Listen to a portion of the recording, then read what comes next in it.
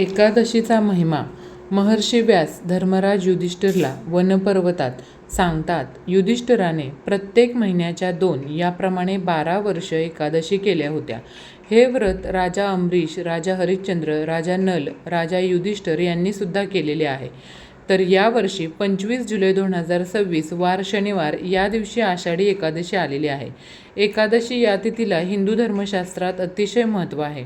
हे व्रत केल्याने आत्मविश्वास वाढतो, परमार्थाची ओढ लागते, संसार सुखाचा होतो, निरोगी काया, सदृढ आरोग्य आणि धनसंपत्तीचा लाभ होतो. ईश्वरासमीप नेणारे हे व्रत अतिशय फलदायी मानले जाते. एकादशी ही भगवान महाविष्णूंची आवडती तिथी आहे. प्रत्येक महिन्याला 2 एकादशी येत असतात. एक कृष्ण पक्षामधील एकादशी आणि एक शुक्ल पक्षामधील एकादशी. याप्रमाणे वर्षाला 24 एकादशी येतात आणि जर धोंड्याचा महिना आला असेल तर 2 एकादशी एक्स्ट्रा येतात, म्हणजेच वर्षाला 26 एकादशी येतात. तर या 24 किंवा 26 एकादशीमध्ये 2 एकादशी या मोठ्या एकादशी म्हणून ओळखल्या जातात. पहिली म्हणजे आषाढी एकादशी आणि दुसरी म्हणजे कार्तिकी एकादशी.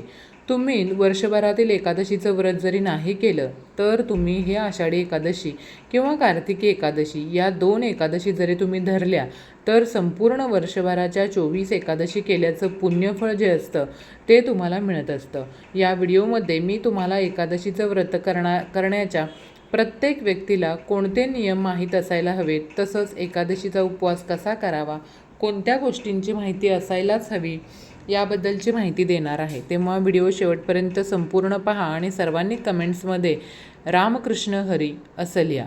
चला तर मग व्हिडिओला सुरुवात करूया. मैत्रिणींनो, जर तुम्हाला 12 महिन्याच्या एकादशी करायच्या असतील, म्हणजेच 15 दिवसाला जी एकादशी येते ते तुम्हाला उपवास धरायचे असतील, तर या आषाढी एकादशीपासून तुम्ही त्या 12 महिन्यांच्या एकादशी धरण्याची सुरुवातसुद्धा करू शकता. मात्र संकल्प करून एकादशी व्रत करण्यास सुरुवात करावी.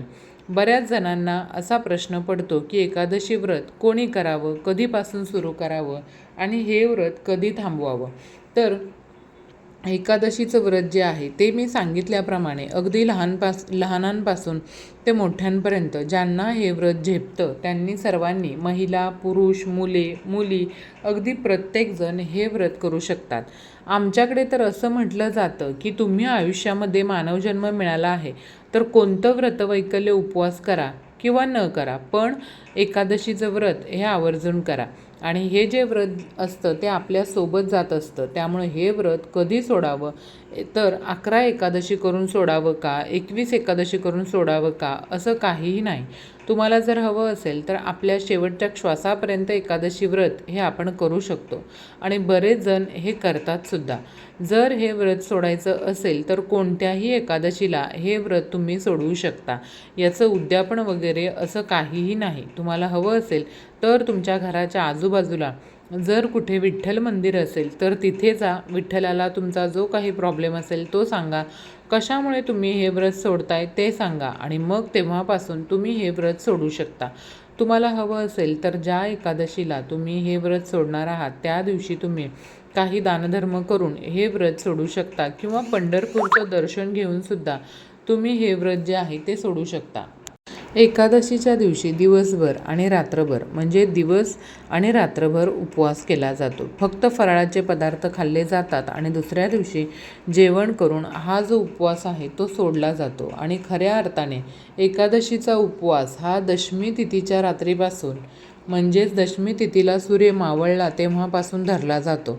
तो दुसऱ्या दिवशी एकादशीचा संपूर्ण दिवस रात्रभर धरला जातो आणि द्वादशीच्या दिवशी सूर्य उदय झाल्याच्या नंतर स्नान वगैरे सगळं करून, देवपूजा वगैरे सगळी करून मग हा जो उपवास आपण केलेला आहे तो सोडला जातो.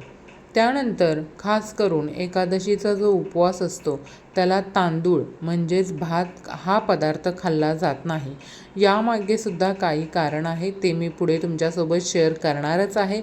आणि हो, तुम्ही जर एकादशीचं व्रत करणार नसाल, 12 महिन्याच्या एकादशी असू द्या, तर ते व्रत तुम्ही करत नसाल तर तरीसुद्धा एकादशीच्या दिवशी तुम्ही तांदूळ म्हणजेच भात हा पदार्थ चुकूनही खाऊ नये. त्याचबरोबर एकादशीच्या दिवशी घरामध्ये मांसाहार बनवू नये किंवा तो खाऊ नये. आणि एकादशीच्या दिवशी कांदा लसूणसुद्धा वर्ज्य केलं जातं. स्पेशली कांदा हा तर चुकूनही खाऊ नये असं म्हटलं जातं. जे आता आषाढी एकादशीच्या दिवशी पहिल्यांदाच एकादशीचं व्रत करणार आहेत आणि पुढंसुद्धा ते कायम चालू ठेवणार आहेत, त्याचबरोबर ज्यांनी ज्यांनी आजपर्यंत भरपूर एकादशीचं व्रत केलं पण संकल्प घ्यायचा असतो हे माहीतच नव्हतं, त्यांनी आषाढी एकादशीचं व्रत करताना पूजेच्या वेळी संकल्प घ्या आणि मगच पुढची पूजा करा. त्यासाठी तुम्हाला उजव्या हातामध्ये म्हणजेच उजव्या तळहातावर पाणी घ्यायचं आहे आणि त्यामध्ये एखादं फूलसुद्धा ठेवायचं. संकल्प करत असताना तुम्हाला एक मंत्र म्हणायचा असतो, तो सुद्धा मी या ठिकाणी तुम्हाला सांगते. मम कायक वाचिक मा मानस सांसर्गिक पातकोप पातक दुरित क्षयपूर्वक श्रुतिस्मृती पुराणोक्त फल प्राप्त्यर्थ श्री परमेश्वर प्रीती कामनाया एकादशी व्रतमहम करिषे असा मंत्र म्हणायचा. त्यानंतर तांब्यातून थोडंसं पाणी घ्यायचं, ते आपल्या सर्वांगावर शिंपडायचं. श्रद्धेने आणि भक्तिपूर्वक यथाविधी विठ्ठल देवता यांच्याबरोबर तुमच्या घरात असणारा बाळकृष्ण श्री विष्णू देवता यांचं तुम्ही पूजन करू शकता. यापैकी कोणत्याही एका देवतेचं तुम्ही पूजन करा. सर्व देव एकच आहेत, फक्त त्यांचे अवतार किंवा रूप वेगवेगळे आहेत. आपण अन्न ग्रहण करतो परंतु ते पचवण्यासाठी पुरेसा अवधी देत नाही. एक अन्न पचत नाही तोपर्यंत आपण दुसरे अन्न ग्रहण करतो. ही प्रक्रिया सतत सुरू राहिल्यामुळे शरीराची यंत्रणा बिघडते. यासाठी 15 दिवसांनी एकदा एकादशीचा उपवास करावा. उपवास शक्यतो काही न खाता करावा, गरज लागली तर फलाहार करावा. मात्र एकादशी आणि दुप्पट खाशी या उक्तीप्रमाणे फराळ केला जाणार असेल तर एकादशीचा उपवास हा न केलेलाच बरा असं मला वाटतं. त्याचबरोबर मासिक पाळी आलेली असेल किंवा सुतक जर आलेलं असेल तुम्हाला आषाढी एकादशीच्या दिवशी, तर अशा वेळेला तुम्ही फक्त उपवास करायचा आहे, पूजा मात्र करायची नाही. तसंच एकादशीच्या दिवशी होम हवन करण्याची सुद्धा पद्धत नाही. त्यामुळे या दिवशी कोणत्याही प्रकारचं होम किंवा हवन विधी हा आपल्या घरामध्ये करू नका. तसंच जो व्यक्ती सर्व एकादशीचं पालन करतो तर त्याला तिथी वार नक्षत्र यांची चांगली माहिती राहते. एकादशी करणारा कधीही कुठल्याही शारीरिक आर्थिक कामिक प्रलोभनाला बळी पडत नाही. एकादशी करणाऱ्याला संकटात सुद्धा विवेक बुद्धी जागृत राहते. जो व्यक्ती एकादशी करतो त्याचं पूर्वकर्म शुद्ध होतं. म्हणजेच काय, त्यानं अगोदर काही पापकर्म केलेलं असेल तर ते सुद्धा एकादशी केल्यामुळं मिटतं. एकादशी करणाऱ्यांची एकाग्रता वाढते. ज्यांना व्यवस्थित खाऊन पिऊन सुद्धा भूक लागते किंवा खाऊ खाऊ सुटतं त्यांनी एकादशीचं व्रत अवश्य करावं, जेणेकरून तुम्हाला अन्नाचा त्याग करणं काय असतं किंवा उपवास करणं काय असतं हे चांगल्या पद्धतीने समजेल. त्याचबरोबर विहित कर्माचे आचरण किंवा ज्ञानार्जन सुद्धा यामुळे वाढतं. आषाढी एकादशी असो किंवा कोणतीही एकादशी, तुम्ही जर विठ्ठल गायत्री मंत्र म्हणालात तर तो तुम्हाला नक्कीच मनशांती लाभेल. तुमच्या मनात जे काही उलटसुलट विचार येतात, जो काही तुम्हाला ताणतणाव असतो तो सुद्धा दूर निघून जाईल. तर विठ्ठल गायत्री मंत्र मी तुम्हाला म्हणून दाखवते. ओम भक्त वरदाय विघ्नहे पांडुरंगाय धीमहि तन्नो कृष्ण प्रचोदयात.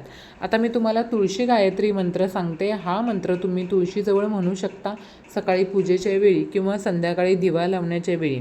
तर संध्याकाळी तुळशीला तुपाचा दिवा अवश्य लावा. तुमच्याकडे गाईचं तूप नसल्यास तुम्ही तेल वापरलं तर त्या तेलामध्ये किंवा तुपामध्ये चिमूटभर हळद टाकायला अजिबात विसरू नका. तुलसी गायत्री मंत्र असा आहे बघा. ओम तुलसी देवे विद्महे विष्णुप्रियेचे धीमहि तन्नो कृष्ण प्रचोदया. तर हे दोन्ही मंत्र तुम्ही म्हणा किंवा जय जय रामकृष्ण हरी, जय जय रामकृष्ण हरी किंवा विठ्ठल विठ्ठल जय हरी विठ्ठल हा मंत्रसुद्धा तुम्ही या दिवशी म्हणू शकता. तुमच्या मोबाईलवर हरिपाठ ऐकू शकता, विठ्ठल रुक्मिणीची आरती म्हणू शकता किंवा मग ओम नमो भगवते वासुदेवाय हा जो द्वादश मंत्र आहे तो तर अत्यंत प्रभावी आहे. त्यामुळे हा मंत्रसुद्धा तुम्ही म्हणू शकता. एकादशीचा उपवास नेमका कधी आणि कशा पद्धतीने धरायचा याबद्दलची माहिती मी तुम्हाला देते, जी अत्यंत महत्त्वाची आहे. एकादशीच्या आदल्या दिवशी म्हणजे जी दशमी तिथी असते, तर दशमीच्या रात्रीपासून ते द्वादशीच्या सकाळी सूर्योदयापर्यंत आपल्याला एकादशीचा उपवास हा करायचा असतो. म्हणजेच दशमीच्या रात्रीपासून तुम्ही एकदा उपवास धरला की द्वादशीच्या दिवशी सकाळी सूर्योदयानंतर हा उपवास सोडायचा. एकादशीच्या आदल्या दिवशी दशमी तिथी येते, तर दशमी तिथीच्या तुम्ही दिवसभरात जेवण करू शकता. तुम्हाला जे पदार्थ खायचे आहेत ते तुम्ही खाऊ शकता. पण दशमीच्या दिवशी रात्री जेवायचं नाही. तुम्हाला जर असं वाटलं की मी दशमी तिथीच्या दिवशी दिवसभरात खूप सकाळी वगैरे जेवले होते आणि मला भूक लागू शकते, तर तुम्ही दशमीच्या दिवशी दशमी तिथीच्या सूर्यास्ताच्या आत कधीही जेवण करा. एकदा की सूर्य मावळला की त्यानंतर दशमीला जेवण करू नका. आणि भलेही तुम्ही सूर्यास्ताच्या आत जेवण केलेलं असेल तरी पण तुमच्या जेवणामध्ये भात खाऊ नका. भात न खाण्याचं कारण काय आहे तेही मी तुम्हाला सांगते. पण दशमी तिथीच्या रात्रीपासून तुम्ही उपवास सुरू केला की त्याचा अर्थ काय होतो की दशमीच्या दिवशी तुम्ही एकभुक्त राहत आहात, म्हणजेच एकदाचं जेवण केलेलं आहे. त्यानंतर एकादशीचा संपूर्ण दिवस आणि रात्रभर तुम्हाला उपवास करायचा आहे आणि दुसऱ्या दिवशी म्हणजे द्वादशीच्या दिवशी सकाळी सूर्योदय झाला की मगच तुम्हाला हा उपवास सोडायचा आहे. उपवास सोडताना तुम्हाला तुमच्या जेवणामध्ये भाताचा समावेश करायचा नाही. हा नियम फक्त एकादशीसाठी लागू आहे. त्याचबरोबर तुमच्या उपवास सोडण्याच्या पदार्थांमध्ये कांदा लसणाचा म्हणजेच तामसिक पदार्थांचा समावेश नसावा. या पद्धतीने हे एकादशी व्रत केलं जातं.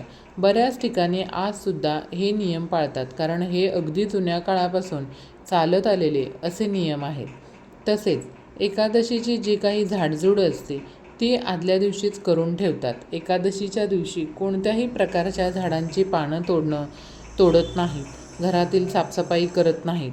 बरेच जण शेतामध्ये सुद्धा जात नाहीत. तर याचं खरं कारण हे आहे की आपल्याकडून कोणत्याही जीवजंतूचा नकळतपणे अंत होणार नाही. म्हणजेच इतकं सात्विक पद्धतीने ते व्रत केलं जातं की आपल्याकडून कोणत्याही जीवाला हानी पोचता कामा नये आणि त्यांचं पातक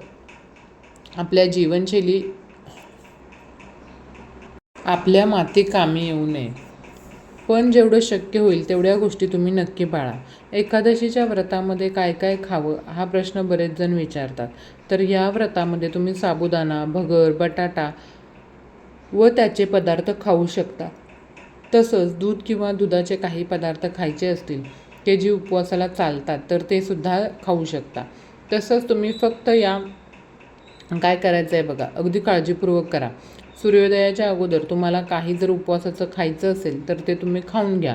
पाणी प्यायचं असेल तर पाणी पिऊन घ्या. पण एकदा की सूर्योदय झाला की त्यानंतर तुम्हाला दुसऱ्या दिवशी सूर्योदय होईपर्यंत काहीच खायचे नसतं किंवा प्यायचंही नसतं. आपल्या शरीराला यामुळे जर खूप जास्त त्रास होणार असेल तर फक्त फळांवर हा उपवास करायचा असेल तर तसंही तुम्ही निश्चितच करू शकता. ज्या महिला गर्भवती आहेत त्यांना शक्य असल्यास किंवा उपवास निभणार असेल तरच तुम्ही काळजी घेऊन उपवास करायचा आहे. एकादशीच्या निमित्तानं मी तुम्हाला हे सांगू इच्छिते की एकादशीच्या उपवासामध्ये तुम्ही जर खिचडी खात असाल, भगरीचं काही भात खात असाल आणि त्यावर तुम्हाला लिंबू पिळून खायला आवडत असेल तर ते या दिवशी टाळा. त्याचबरोबर लिंबू पाणीसुद्धा या दिवशी तुम्ही घेऊ नका.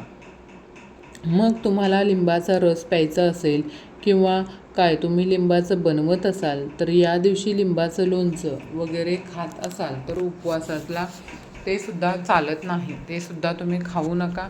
आणि लिंबू या दिवशी मेन म्हणजे कापायचं नसतं. एकादशीचा हा सगळ्यात महत्त्वाचा नियम आहे. जो व्यक्ती एकादशी व्रत करतो त्याचं पूर्वकर्म शुद्ध होतं, विहित कर्माचं आचरण आणि ज्ञानार्जनसुद्धा वाढतं. त्यामुळे एकादशी व्रत जे आहे ते तुम्ही नक्की करा. तांदळापासून बनवलेले जे पदार्थ आहेत ना तर ते तुम्हाला हे व्रत असेल, हा उपवास असेल किंवा तुमच्या घरातील इतर व्यक्तींना एकादशीचं व्रत नसेल तरीसुद्धा तुम्हाला खायचे नाही आहेत. आणि चुकून जर तुमचं हे एकादशीचं व्रत मोडलं तर काय करायचं असा प्रश्न बऱ्याच जणांना पडतो. तर अशा वेळेला तुम्हाला देवाकडे क्षमायाचना करायची आहे आणि जे काही तुम्ही खाल्लं असेल त्यावरचं तुम्हाला दिवसभर राहायचं आहे.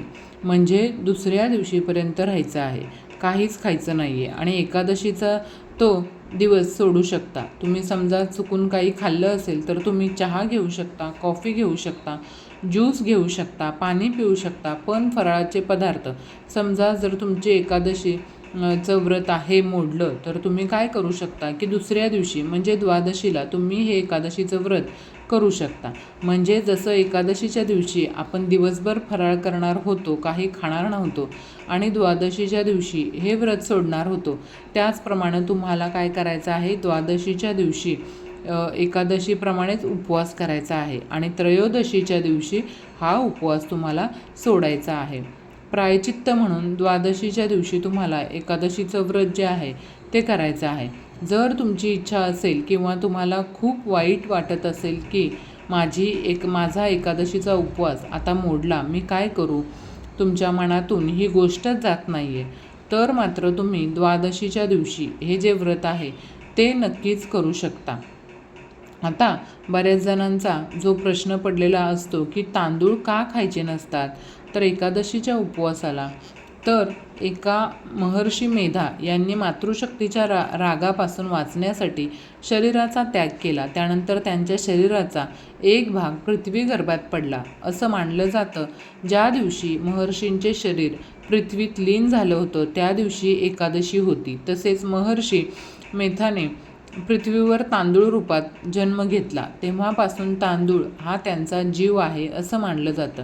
म्हणूनच एकादशीला तांदूळ खात नाहीत. एकादशीला भात खाणं हे महर्षी मेधांचं मांस आहे आणि रक्तसेवन करण्यासारखं मानलं जातं. म्हणून भात जो आहे तो एकादशी तिथीला चुकूनही खाल्ला जात नाही.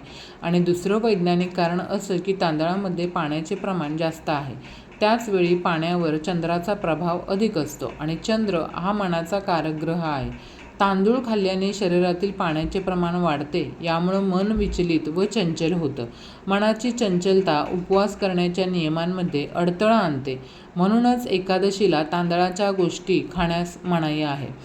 यानंतर बघा, सरतेशेवटी काय आहे की एक गोष्ट लक्षात घेणं खूप गरजेचं आहे. ते म्हणजे की ही जी पथ्य आहे ती आपल्या आरोग्यासाठी दिलेली आहे. त्याचं पालन करायचं असेल तर ते शास्त्राला धरून केलं तरच त्याचा उपयोग होईल, जेणेकरून स्वार्थ आणि परमार्थ दोन्हीसुद्धा साध्य होईल. म्हणून हे का, कशासाठी याचा विचार करण्यापेक्षा पूर्वीपासून या गोष्टी चालत आलेल्या आहेत आणि आपल्या पूर्वजांनी काहीतरी विचार करूनच हे काही पथ्य असतील, नियम असतील ते लावलेले आहेत. हे लक्षात घेऊन हे जे व्रत आहे ते श्रद्धेने आणि विश्वासाने करायचं आहे. तुम्हा सर्वांना आषाढी एकादशीच्या खूप साऱ्या शुभेच्छा. आणि मी सांगितल्याप्रमाणे की देव हा भीतीचा विषय नाही तर भक्तीचा विषय आहे. त्यामुळं न घाबरता न भीता श्रद्धेने आणि विश्वासाने हे आषाढी एकादशीचं व्रत करा. यापूर्वी तुम्ही कधी केलं नसेल तरीसुद्धा आणि तुम्ही वर्षानुवर्षे हे व्रत करत असाल तरीसुद्धा अगदी भक्तीने विश्वासाने हे व्रत करा. व्हिडिओ आवडला असेल तर व्हिडिओला नक्की लाईक करा, शेअर करा आणि आपल्या चॅनलला सबस्क्राईब करायला मात्र अजिबात विसरू नका. व्हिडिओ शेवटपर्यंत पाहिल्याबद्दल अगदी मनापासून खूप खूप आभारी आहे. धन्यवाद. रामकृष्ण हरी.